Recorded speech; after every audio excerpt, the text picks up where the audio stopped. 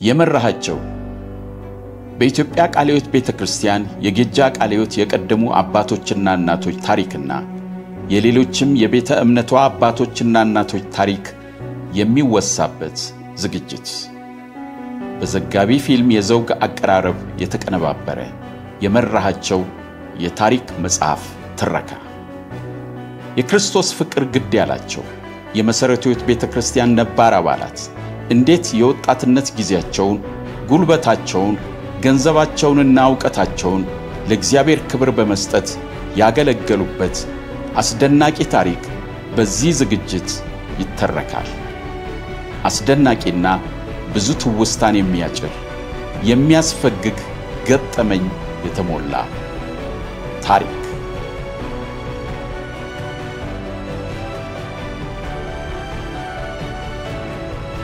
ጀነራል በቀለ ነዲ ሰኔ 12 1932 ዓመተ ምህረት በአዲስ አበባ ከተማ ውስጥ የተወለዱ ሲሆን የመሰረተ ሕይወት ቤተክርስቲያን በኤስአይኤም ስትጀመር አንስቶ በቤተክርስቲያኒቱ ውስጥ የነበሩና እስካሁንም የቃለ ሕይወት ቤተክርስቲያን አባል ሆነው በጎተራ ቃለ ሕይወት ቤተክርስቲያን ውስጥ እያመለኩ ያሉ አባት ናቸው።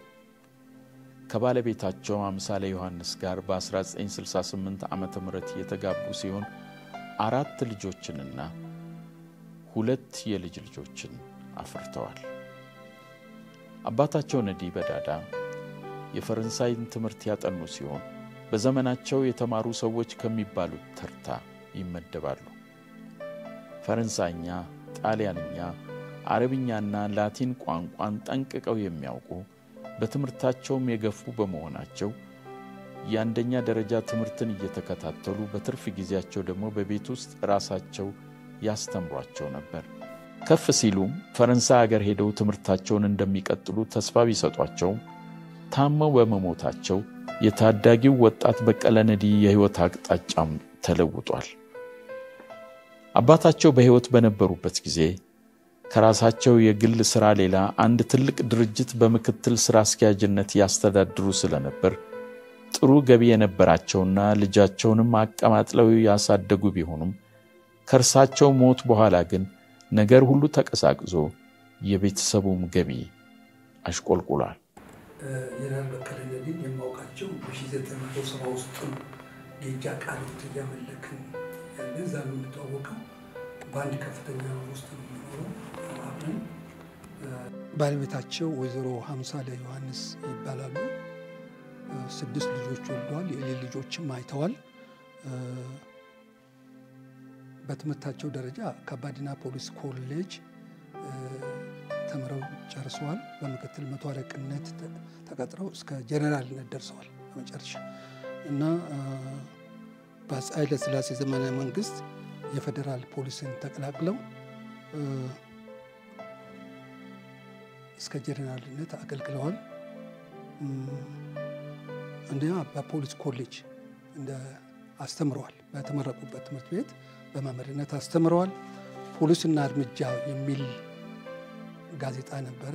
በዛው ውስጥ የሕግ አምድ ክፍል ውስጥ በጣም በሚጣፍጥ ሁኔታ ሰርተዋል። በ1983 ዓመተ ምህረት ኢህአዴግ አዲስ አበባን ሲቆጣጠር ከፍተኛ መኮንኖችን አስሮ ነበር።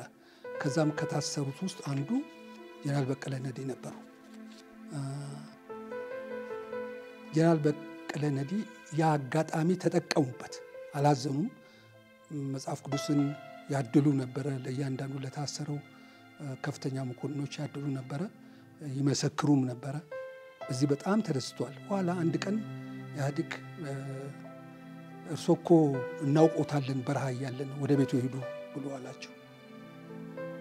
ይህም ያሰኘው የክርስትና ሕይወታቸው ነውና ኢህአዴግ ይገመግም ነበር በረሃ ውስጥ ሆኖ ያንዱን ነገርና በአሁኑ ጊዜ ከባለቤታቸው ጋር እና ከተወሰኑ ልጆቻቸው ጋር በአሜሪካ ነው የሚኖሩት። የሚገርመው ነገር በክርስትና ሕይወታቸው ታማኝ፣ ቁጥብ፣ አስራታቸውን እስካሁን ድረስ አሁንም ጠይቄያለሁ። ዛሬ ጎተራ ቃለ ሕይወት እስካሁን ድረስ ሳያቋርጡ የሚከፍሉ ናቸው። ሳያቋርጡ የሚከፍሉ ናቸው። ይህም ለጌታ ያላቸውን ትጋት የሚያሳይ ነው። ሌላው ደግሞ በባህሪያቸው ጭምት፣ ታጋሽ፣ ረጋ ያሉ ሰውን አክባሪ አስተዋይ ናቸው። ጀነራል በቀለ ነዲ እሁድ ባለው የቤተ ክርስቲያን መንፈሳዊ ፕሮግራም ላይ ሁልጊዜ ተሳታፊ ናቸው። አንድ እክል ህመም ካላጋጠማቸው ሁልጊዜ ይሳተፋሉ። በቃሉ ዙሪያ በዚያን ቀን በተነገረው ቃል ዙሪያ ያልገባቸው ነገር ካለ ይጠይቃሉ፣ ማብራሪያ ይፈልጋሉ። ይሄ ማላቸው እኔንም ይጠይቁኛል፣ ሌላ ሰውም ይጠይቃሉ፣ ይረዳሉ። ሌላው ደግሞ በጌጃ ቃለ ሕይወት መሰረት ሕይወት ቤተክርስቲያን አንደኛ ደረጃ ትምህርት ቤት ውስጥ እኔ ዳይሬክተር ነበርኩ እዛ እና እሳቸው በትምህርት ኮሚቴነት ከኔ ጋር አገልግለዋል። ከዛም በሰብሳቢነት አገልግለዋል። በዛ ውስጥ ሁሉ ሕይወታቸውን ላጣራች ይያለሁ። በጣም ታማኝ ለእግዚአብሔር የተሰጡ ሰው እንደሆኑ አይቻለሁ። እኔ ትልቁ እንትናቸው መቼም ሕግ ስለተማሩ መሰለኝ ያልገባቸው ነገር ካለ ይጠይቃሉ። ለምን እንዴት ጋሽ ፈራውም እንደዚህ ያደርግ ነበር እንዴት ለምን እያሉ ይጠይቃሉ። ከዛ ከተረዱ አንገታቸውን ነቅንቀው እንትን ይቀበለዋል። ከኔ ጋር በቤታቸው ውስጥ ቤት መጽሐፍ ቅዱስ ህብረት ነበረ። እዛ አንዳንድ ጊዜ እየተሳተፍኩ ማለት እንዳገለግል ጋብዛለሁ፣ አገለግላለሁ። በጣም ኢንቲሜሲ ነበረ፣ በጣም እንቀራረባለን። ልጆቻቸውን ሲድሩ ሁሉ በሽማግሌ እኔን አስቀምጠው ነው እንትን የሚሉት። እኔን ይጋብዙኛል አብረው ከሌሎች ሽማግሌዎች ጋር እና ጥሩ ጠንቃቃ ሰው እንደነበሩ ነው ማውቀው። አሁንም ናቸው። ታዳጊው ወጣትም ስብስቴ ነጋሴ የሚባል የአንደኛ ደረጃ የመንግስት ትምህርት ቤት ይገባሉ። ኑሮ አልመች ሲል የአባታቸው ጓደኛ ቤት ተጠግተው በመኖር በአማሃ ደስታ ትምህርት ቤት ትምህርታቸውን ቢቀጥሉም አሁንም ኑሮ የሚመቻች አልሆነም። ከዚያም ደጃዝማች ወንድራት ትምህርት ቤት ይገባሉ። በዚያን ዘመን የትምህርት ቤት አዳሪ ሲሆን በአባት ጥበቃ የምቾት ሕይወት ውስጥ ላደጉት ወጣት ግን አሁንም እንደገና ኑሮ አልመች ይላል። በዚህ ምክንያት አማሃ ደስታን በመተው በኢሳይም በሚመራው የክርስቲያን ማሰልጠኛ ኢንስቲትዩት በ1945 ዓመተ ምህረት ገብተው በ1949 ዓመተ ምህረት የአንደኛ ደረጃ ትምህርታቸውን ያጠናቀቃሉ። በቀጣይነትም ወደ ፖሊስ ካዴት ኮርስ በመግባት ተመርቀው በፖሊስ ሰራዊት ውስጥ ስራ ይጀምራሉ። ስራ ላይ ሆነው በ1958 ዓመተ ምህረት ጥር ወር ላይ እስራኤል ሀገር ለ6 ወራት የፖሊስነት ተግባርን በተመለከተ ስልጠናን አግኝተው ይሄዳሉ። በክርስቲያን ማሰልጠኛ ኢንስቲትዩት እየተማሩ በነበረበት ወቅት የእግዚአብሔርን ቃል ሰምተው ጌታ ኢየሱስ ክርስቶስን የግል አዳኛቸው አድርገው የተቀበሉ ሲሆን እስራኤል ሀገር ሲሄዱ የጎበኟቸው ታሪካዊ ቦታዎች መጽሐፍ ቅዱስ ውስጥ ያነበቧቸውን ታሪኮች በተግባር የሚያሳዩ በመሆናቸው እምነታቸውን ለማጥበቅ ጉልበት ሆነዋቸዋል። የእስራኤል ትምህርታቸውን አጠናቀው ወደ ሀገር ቤት እንደተመለሱ በቀዳማዊ ኃይለ ሥላሴ ዩኒቨርሲቲ የማታ የሕግ ትምህርትን የማጥናቱን ዕድል አገኙ። አንዳንድ ኃላፊዎችም እስራኤል ሀገር ስልጠና አግኝተው ስለመጡ ዩኒቨርሲቲ መግባት አሁን አያስፈልግም ብለው ሊከለክሏቸው ቢሞክሩም የበላይ አለቆች ሁለቱ ትምህርቶች የተለያዩ ስለሆኑ አትከልክሉት፣ መማር ከፈለገ ይግባ ብለው በማዘዛቸው የዚያን ዘመኑ ወጣት የፖሊስ መኮንን በቀለ ነዲ የሕግ ትምህርትን በዲፕሎማ አጥንተው እርሳቸውና 2 ሌሎች መኮንኖች በማዕረግ ይመረቃሉ። የቀዳማዊ ኃይለ ሥላሴ ዩኒቨርሲቲ የሕግ ፋክልቲም የሶስቱን መኮንኖች ውጤት አይቶ በቀኑ ክፍለ ጊዜ በዲግሪ ትምህርታቸውን ቢቀጥሉ ለሰራዊቱ ጥቅም እንደሆነ በመገንዘብ ደብዳቤ ለፖሊስ ሰራዊት ኃላፊዎች ይጽፋሉ። በእኛ በኩል ትምህርታቸውን በቀኑ ክፍለ ጊዜ መቀጠል እንዲችሉ ፈቅደንላቸዋል። በእናንተ በኩልም ይህ ዕድል ለሰራዊቱ ጥቅም እንደሆነ ተገንዝባችሁ ውሳኔያችሁን አስታውቁን ባሉት መሰረት የፖሊስ ሰራዊት አዛዦች ይማሩ ብለው በመስማማታቸው ወጣቱ መኮንን ደሞዝ እየተከፈላቸው ተምረው ከቀዳማዊ ኃይለ ሥላሴ ዩኒቨርሲቲ በ1963 ዓ.ም በዲግሪ ተመርቀው ትምህርታቸውን ያጠናቀቃሉ። ከተመረቁ በኋላም በሰራዊቱ ውስጥ የሕግ ክፍሉን በመምራትና በውጭ ሀገርም ተጨማሪ ስልጠናዎችንና ጉብኝቶችን በማድረግ ሀገራቸው የምትጠብቅባቸውን ኃላፊነታቸውን ተወጥተዋል።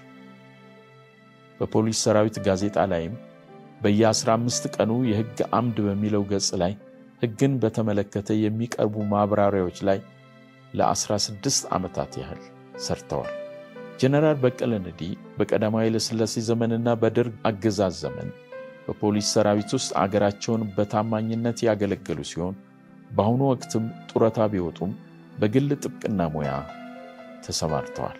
በቤተ ክርስቲያን አገልግሎት ውስጥም በአመራር ሥራ ላይ የተካፈሉበት ጊዜ ባይኖርም በመሠረተ ሕይወት መለስተኛ ሁለተኛ ደረጃ የቀለም ትምህርት ቤት ውስጥ ለ13 ዓመታት በትምህርት ኮሚቴ ውስጥ አገልግለዋል። ከዚህ በተጨማሪም በሕግ ሙያቸው አማካሪ በመሆን ለቃለ ሕይወት ዋና ጽሕፈት ቤትና ለጌጃ ቃለ ሕይወት በርካታ ሥራዎችን ሰርተዋል። ልጆች አስተዳደግ እንግዲህ እስከማውቀው 6ቱም ልጆች አውቃቸዋለሁ። ካቴድራል ትምህርት ቤት ነው የተማሩት ልጆቻቸውና ከዛው ወጥቶ ቤታቸው ነው እና በደንብ በእግዚአብሔርም ቃል እንትን ብለው ወጥቶ አሳድገዋል። እንግዲህ ያንዳንዱ ካደገ በኋላ የራሱ ሕይወት ነው እንትን የሚለውና ይህንን ነው የማውቀው። ልጆቻቸው ሲዳሩ በሽምግልና ጋብቻ ሲመጣ በሽምግልና ሽማግሌ አንዱ ሽማግሌ ሆኜ አሁን ለአንድ ሁለት ልጆች ሆኛለሁ እዛ ሆኜ እንትን ብያለሁ፣ ምስክርነት ሰጥቻለሁ። በተለይ የማውቀው በትምህርት አመራር ኮሚቴ እኔ ዳይሬክተር በነበርኩበት ጊዜ ሁለተኛ ደረጃውንም አንደኛ ደረጃውንም እንትን ያደርጉ ነበር። እንዲያውም ከአባልነት ወጥተው ወደ ዋና ሰብሳቢነት ገብተው በጥሩ ሁኔታ አገልግለው ነው ያለፉት። ምንም እኔ በእውነት እዛ ምንም የምሰጠው ኮሜንት የለም በሳቸው ላይ። ጥሩ አገልግለው አልፈዋል። ፌዴራል ፖሊስ ከወጡ በኋላ ዝም ብሎ አልተቀመጡ። የጥብቅና እንትን አውጥተው በጥብቅና ያልመሰላቸውን ይተዋሉ። በመሰላቸው ጉዳይ ብቻ በታማኝነት አገልግለዋል። በታማኝነት ቃለ ሕይወት ባላት ችግር እዚህም ጌጃም ባላቸው ችግር በጥብቅና ቆመው አገልግለዋል። ለቤተ ክርስቲያን ቆመዋል ማለት ነው።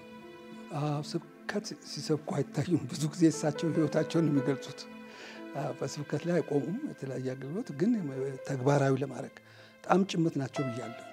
ነገር መቼም የሕግ ሰው ስለሆኑ ነገርን በምረው በደንብ አድርገው እንትን የሚሉትና በዚህ ሽማግሌ ሰብሳቢነት ሽማግሌ አባልነት በቀበሌ ውስጥ አንድ ቀበሌ ውስጥ ሆነ ያለ ነው። ወረዳ 20 ቀበሌ 05 እኔም እዛው 05 ነኝ አሁን፣ እሳቸውም 05 ናቸው። እኔ እስከማውቃቸው ድረስ በቀበሌ አካባቢ ባለው ክርስቲያናዊ ማህበር እድር ውስጥ ተመዝገው ይሳተፉ ነበር። ባለበት ለቅሶ ቤት አይቀሩም። ጥሩ አርአያ እንትን ያላቸው ናቸው። እንግዲህ አሁን አሜሪካ ከሄዱ በኋላ ክፍያውን እንኳን ልጆቻቸውና ልጃቸው ፍቃዱ በቀለ ነው የሚከፍለው። በስውርም ይሁን በግልጽ ያገለግሉ ነበረ። ማለት ያው ክርስትናቸውን እንደጠበቁ። ለዚህም ነው ደርግ የእርሱን አቋም እናውቃለን እዛ እያለን እናውቆታለን ውጡ ያለው ኢህአዴግ ማለት ነው። ኢህአዴግ እንደሱ ያለውና አስቸጋሪ ነው። በተለይ ሚሊተሪ ሆኖ እንትን ውስጥ ክርስትና እምነት ውስጥ ገብቶ እንትን ማለት ለዚያም ከፍተኛ መኮንን ሆነ አይቻልምና አስቸጋሪ ነው። በአባልነት ይሳተፋሉ። አንዳንድ ስብሰባ በሚኖርበት ጊዜ አስተያየትም ይሰጣሉ። ነገር ግን በምንም ሽምግልና እንትን ውስጥ አላገለገሉም። ዋናው ግን እኔ ያየሁት አሳታቸው ላይ በጣም ታማኝ ናቸው። የእግዚአብሔርን ነገር አይሰርቁም። ታማኝ ሆነው እስካሁን ድረስ እየከፈሉ እስካሁን እየላኩ ከአሜሪካ ይከፍላሉ። ቅድምም ጠይቄያለሁ። ጎተራ ቃል ወስጄ ይህንን ነገር ያደርጋል።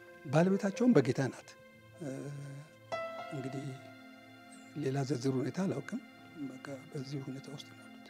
አንዳንዱን ውስጥ ገብቶ እኮ ነው የሚፈትሸው። እሳቸውን ያውቅ ነበር። አዎ ውጡ እርሶ እዚህ ምን ያደርጋሉ? እኛ እናውቆታለን ስለ እርሶ ብሎ ነው ያስወጣቸው። ለፍቅረ ሥላሴ ወግ ድረስ ነው። ለማን ነው? ጠበቃ ነበር እኮ። ግን ያ መንግስት ጠበቃ ያቆማል እና አንዱ እሳቸውን አቆመ። ያው በታማኝነት ነው የሰሩት ማለት ተከራክረውለታል። በሕግ መሰረት በሚያዋጣው መሰረት እንትን ብለውለታል።